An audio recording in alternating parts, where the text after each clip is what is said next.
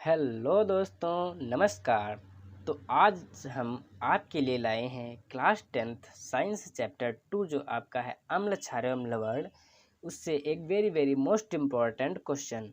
दोस्तों, यदि आपने अभी तक हमारे YouTube channel study with Anand Yadav को सब्सक्राइब नहीं किया है तो अभी चैनल को सब्सक्राइब कर लीजिए और बेल आइकन को प्रेस कर लीजिए ताकि हमारी आने वाली भी सभी वीडियोस आपको टाइम पर मिल जाएं। क्योंकि दोस्तों, हम आपके लिए डेली क्लास 10th के मोस्ट इम्पॉर्टेंट क्वेश्चन की वीडियो ला रहे हैं। और दोस्तों, आप लोग जितनी जल्दी हमसे जुड़ जाओगे उतनी जल्दी ही हम आपको क्लास 10th के सभी सब्जेक्ट को चैप्टर वाइज पढ़ाना स्टार्ट कर देंगे। तो इसीलिए आप अभी जाइए और हमारे YouTube channel study with Anand Yadav को सब्सक्राइब कर लीजिए। तो दोस्तों, चलिए हम वीडियो को स्टार्ट करते हैं। वीडियो को स्टार्ट करने से पहले भाई का नाम जान लीजिए। भाई का नाम आनंद यादव और आप देख रहे हैं हमारा YouTube channel study with Anand Yadav. तो चलिए दोस्तों, अब हम वीडियो को स्टार्ट करते हैं। तो दोस्तों, आज जो हमारा क्वेश्चन है वो है अम्ल क्षार तथा लवण की परिभाषा एक एक उदाहरण सहित दीजिए। तो दोस्तों, आइए हम इसका आंसर देखते हैं। दोस्तों, इस क्वेश्चन में हमसे अम्ल क्षार तथा लवण की परिभाषा पूछी गई है। तो दोस्तों, हम सबसे पहले अम्ल की डेफिनेशन देते हैं। तो यहाँ पर हम अम्ल लिख लेते हैं। अम्ल की डेफिनेशन देंगे तो अम्ल क्या होता है ये हमें बताना है। दोस्तों, अम्ल क्या होता है, दोस्तों आपको हम बता दें, अम्ल वैसे तो जो पदार्थ खट्टे होते हैं उसे कहा जाता है, लेकिन दोस्तों इसकी डेफिनेशन हम कुछ इस प्रकार लिखेंगे। क्या लिखेंगे कि वे पदार्थ जो जलीय विलयन में हाइड्रोजन धन आयन देते हैं वो उसे हम अम्ल कहते हैं। या वे पदार्थ जो जलीय विलयन में हाइड्रोजन धन आयन देते हैं अम्ल कहलाते हैं। ओके, चलिए लिख लेते हैं कि वे पदार्थ जो जलीय विलयन में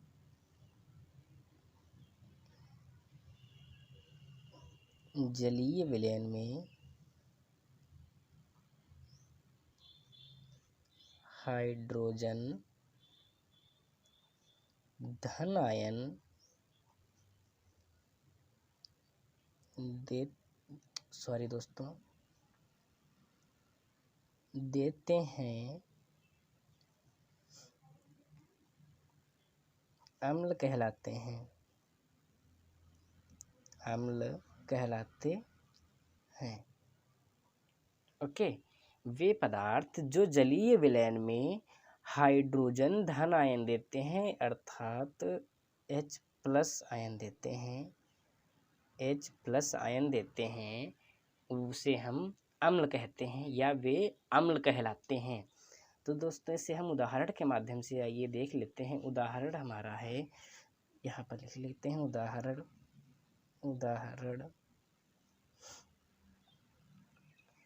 HCl। दोस्तों, HCl इसका उदाहरण है। क्या है, वे पदार्थ जो जलीय विलयन में हाइड्रोजन धन आयन यानी H+ आयन देते हैं अम्ल कहलाते हैं। तो दोस्तों देखिए, HCl किस प्रकार ये धन आयन देता है। तो H जो होता है वो हमारा धन आयन यानी H+ होता है और ये प्लस Cl जो होता है ये माइनस में होता है। तो ये क्या हुआ, हमारा अम्ल HCl अम्ल है ना। तो अम्ल ये कैसे हुआ, इसमें हाइड्रोजन जो है ये H ये धन आयन है, ये प्लस का है, और जो Cl हमारा है वो माइनस का है, ऋण आयन है ये। तो इसमें कहा गया है कि वे पदार्थ जो जलीय विलयन में हाइड्रोजन धन आयन देते हैं अम्ल कहलाते हैं। तो यहाँ जो HCl है ये जलीय विलयन में हमें H+ हाइड्रोजन धन आयन दे रहा है, इसीलिए यह हमारा अम्ल कहलाएगा। दोस्तों, आई होप आपको अब अम्ल समझ में आ गया होगा कि अम्ल किसे कहते हैं और इसका उदाहरण भी आपको अच्छी तरीके से समझ में आ गया होगा। दोस्तों अब हम क्षार को देख लेते हैं। क्षार क्या होता है? क्षार क्या होता है? दोस्तों वे यौगिक जो जलीय विलयन में हाइड्रॉक्सिल आयन ऋण आयन देते हैं, हाइड्रॉक्सिल आयन के अतिरिक्त कोई ऋण आयन नहीं देते हैं, क्षार कहलाते हैं। दोस्तों हम क्षार की डेफिनेशन लिख लेते हैं। यहाँ क्षार क्या होता है? दोस्तों क्षार वे पदार्थ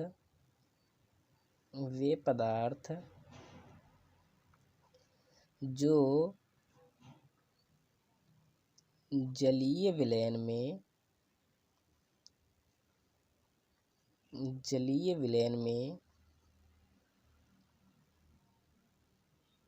हाइड्रॉक्सिल ऋण आयन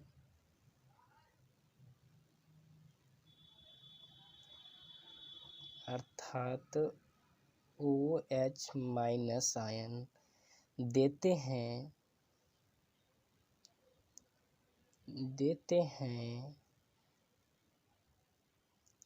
क्षार कहलाते हैं। वे पदार्थ जो जलीय विलयन में हाइड्रॉक्सिल ऋण आयन OH माइनस देते हैं, क्षार कहलाते हैं।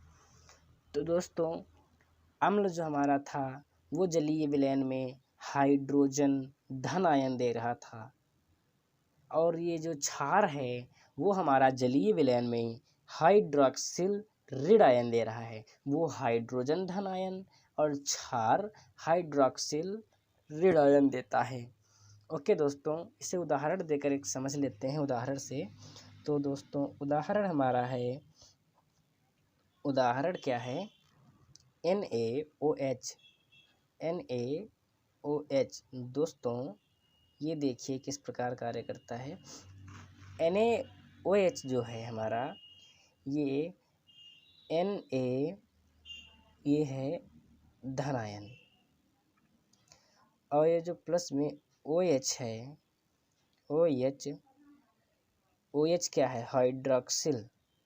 अब बोला क्या है डेफिनेशन में? हाइड्रॉक्सिल ऋण आयन OH माइनस देता है, तो यहाँ पर OH माइनस है ना।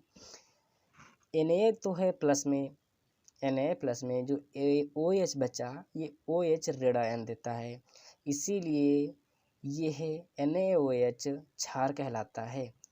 वे पदार्थ जो जलीय विलयन में हाइड्रॉक्सिल ऋण आयन OH माइनस देते हैं, क्षार कहलाते हैं। तो OH ऋण आयन देते हैं ना, तो जलीय विलयन में NaOH जो है वो OH ऋण आयन देता है, ये माइनस का देता है, इसीलिए इसे हम क्षार कहते हैं। तो दोस्तों आई होप आपको क्षार भी समझ में आ गया होगा कि क्षार किसे कहते हैं। दोस्तों अब हम लवण को देख लेते हैं।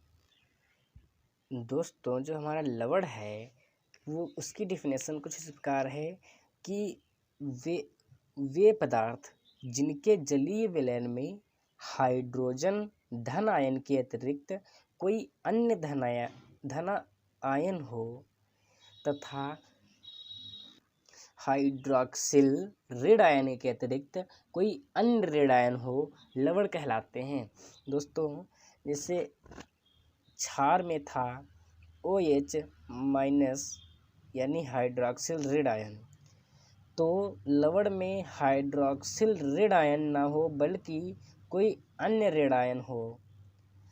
और यहाँ पर हमारे अम्ल में था H प्लस धन आयन यानी हाइड्रोजन धन आयन, तो हाइड्रोजन धन आयन लवण में ना हो बल्कि कोई अन्य और दूसरा धन आयन हो, तो उसे हम लवण कहते हैं। दोस्तों लवण की डिफिनेशन लिख लें। दोस्तों तो लवण की डिफिनेशन यह है कि वे पदार्थ जिनके जलीय विलयन में हाइड्रोजन धनायन H प्लस के अतिरिक्त कोई अन्य धनायन हो तथा हाइड्रॉक्सिल ऋण आयन OH माइनस के अतिरिक्त कोई अन्य ऋण आयन हो, लवण कहलाते हैं। अर्थात ये H+ और OH- ये दो ना हो, और चाहे जो भी धन आयन और चाहे और जो भी ऋण आयन हो वो लवण कहलाता है। मतलब कि OH ऋण आयन ना हो, H+ धन आयन ना हो, हमारा वो लवण कहलाएगा। तो इसे उदाहरण देकर समझ लेते हैं। तो दोस्तों हमारा उदाहरण है ZnSO4। दोस्तों यहाँ पर ये Zn जो है वो Zn धन आयन है, ना कि वो हाइड्रोजन धन आयन यहाँ पर नहीं है, और ना ही यहाँ पर हाइड्रोक्सिल ऋण आयन है। दोस्तों यहाँ पर SO4 ये ऋण आयन है, यहाँ पर Zn धन आयन है। तो ZnSO4 हमारा ये लवण हो गया। इसी प्रकार NaCl भी हमारा लवण हो गया, क्योंकि इसमें भी हाइड्रोजन धन आयन और हाइड्रोक्सिल ऋण आयन नहीं है, इसीलिए यह भी लवण है हमारा। दोस्तों आई होप आपको अम्ल क्षार एवं लवण समझ में आ गया होगा और आप यह क्वेश्चन आराम से कर सकते हैं। दोस्तों इसी तरह की वीडियोस पाने के लिए आप हमारे YouTube channel study with Anand Yadav को सब्सक्राइब कर लीजिए। और दोस्तों आप लोग जितनी जल्दी हमसे जुड़ जाएंगे, हम उतनी जल्दी ही आपको क्लास 10th के सभी सब्जेक्ट को चैप्टर वाइज कराना स्टार्ट कर देंगे। तो दोस्तों नमस्कार, मिलेंगे अगली वीडियो में।